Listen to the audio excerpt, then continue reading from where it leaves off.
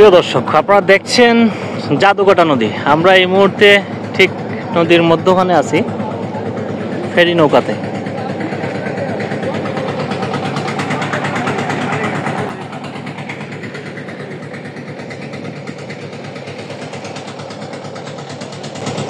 প্রতিদিনই শত শত পর্যটক এই নদী এবং বারিকটিলা, লাউরের গড়, বালুরচর দেখার জন্য, এবং বিশেষ করে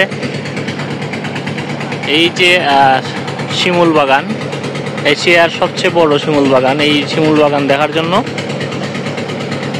প্রতিদিন শত শত পর্যটক আসেন।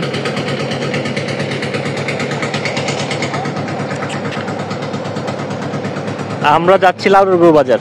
শিমুল বাগান থেকে লাউরেরগড় বাজার নৌকায় সময় লাগে আপনার 10 মিনিটেরও অধিক। ফেরি নৌকায়, একটি পর্যটকবাহী নৌকা।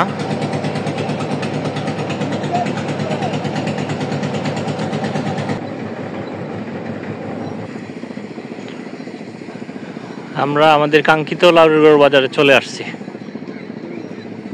নৌকা থেকে নামবো।